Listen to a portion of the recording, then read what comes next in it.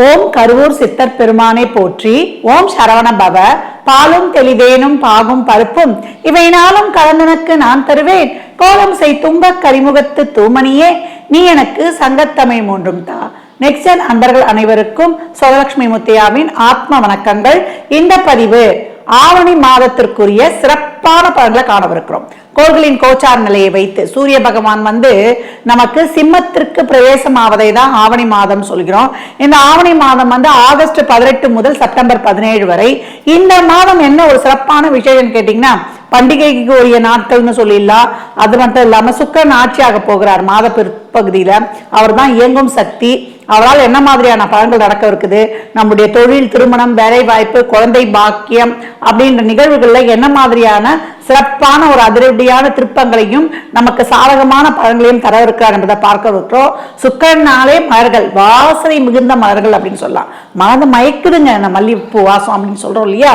இந்த மாதிரி 12 ராசிக்கும் என்ன மாதிரியான மலர்களை நம்ம பயன்படுத்தினா, பெண்கள் நம்ம தலையில வச்சுக்குவோம், ஆண்கள் உடன் வைத்துக் கொண்டால் என்ன மாதிரியான சிறப்புகள், அதிர்ஷ்டங்கள் உங்களை தேடி வரும் என்பதை இந்த பதிவுல பார்க்க இருக்கிறோம். பதிவுக்குள் போகலாம் வாங்க. விருச்சிக ராசி, விருச்சிக லக்னத்திற்கான பலன்களை காணவிருக்கிறோம். இந்த ஆவணியில் கூடுதல் கவனம், விழிப்புணர்வு உங்களுக்கு சிறப்பு தரும் அப்படின்னு சொல்லியாச்சு. ஏன்னா ராசி அதிபதி இன்னும் 8ல தான் இருக்காரு. இன்னும் பாத்தீங்கன்னா உங்களுக்கு 10ல சூரியன், புதன், கேது. வேலை செய்யற இடத்துல ரொம்ப வேலை அதிகம், புதிய பொறுப்புகள் கூடுவது, பதவி உயர்வு கிடைச்சாலும் கூட 4 பேர் வேலையை ஒன்னா செய்யற மாதிரி இருக்கும். என்ன, நம்மளுக்கு குருவுடைய பார்வை நம்மளுக்கு தன்னம்பிக்கை, தைரியம், நல்ல ஒரு புத்திசாலித்தனமா செயல்படுறதெல்லாம் கொடுத்துருது அப்படின்னு சொல்லலாம். தொழில் முன்னேற்றம், அதே போல பண வருவாய் தாராளமா இருந்தாலும் அதை திட்டமிட்டு செயல்படணும். ஏன்னா உச்ச குரு உங்களுக்கு அனைத்து விதமான நன்மையை எடுத்து கொடுத்தாலும் நம்ம 8ல இருக்கக்கூடிய செவ்வாய் ஒரு நிறுத்தி, நிதானம், வேகம், கோபம் இல்லாம அறிவா செயல்பட்டு வெற்றியை பெற்றுக்கொள்ளுங்க அப்படின்றத சொல்றாரு. மேலதிகாரியுடைய பாராட்டுலாம் ஒரு சிலருக்கு கிடைக்கும். அது உங்களுக்கு நிறைய உற்சாகத்தை தரும். தொழில் பயணத்தால் உங்களுக்கு லாபம், ஒரு அடிக்கடி பயணங்கள் ஏற்படுவது, இதெல்லாம் ரொம்ப சிறப்பாக இருக்குது. பண வரவு சீராக இருக்கும் அப்படின்னு சொல்லியாச்சு. இந்த மாதத்தை பொறுத்த வரைக்கும் சேவையற்ற செலவுகளை கட்டுப்படுத்தி கொள்ளணும். சுப விரயங்கள் மேற்கொள்ளக்கூடிய ஒரு அருமையான மாதம். நீண்ட நாள் பணம் வரலன்னா அந்த பணம் இப்போ வரக்கூடிய வாய்ப்பு. இப்போ ஒரு பிசினஸ் எல்லாம் இருக்கீங்கன்னு வச்சுக்கோங்களேன், தொழில் கூட்டாளி கிட்ட கொஞ்சம் கவனமாக இருந்து கொள்வது உங்களுக்கு இந்த மாதம் எச்சரிக்கை வைக்கப்படுகிறது.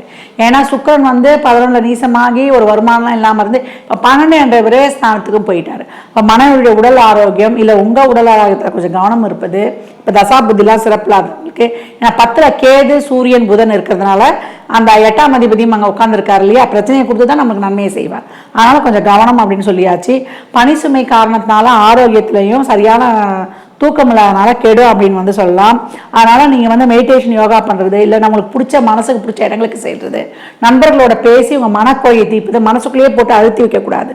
அப்ப குடும்ப உறவுல, லவ் ரிலேஷன்ஷிப்ல இருக்கவங்களாம் வார்த்தைகளை குறைச்சு கொள்ளுங்க, கனிவா பேசுங்க, தேவையில்லாத வாக்குவாதங்களை ஈடாக வேணாம். அதே போல கணவன் மனைவி இருந்தீங்கன்னா அந்யோன்யம்லாம் இருக்கும், ஆனா நம்ம தேவையில்லாத விஷயங்களை பேசும்போது அது குறைவதற்கு வாய்ப்பு இருக்குன்னு சொல்லலாம். நீண்ட நாள் குழப்பமா இருக்குது செய்யுது அப்படின்னா ஒரு சிலருக்கு அதுல இருந்து வெளிவரக்கூடிய ஒரு தெளிவும் பிறக்கக்கூடிய மாதம். ஆக மொத்தத்துல இந்த மாதத்துல 8ல செவ்வாய் இருக்கும்போது நீங்க வெளியூர்ல போய் செய்யக்கூடிய செயல்கள், பயணங்கள் உங்களுக்கு ப்ராஃபிட் தரும்.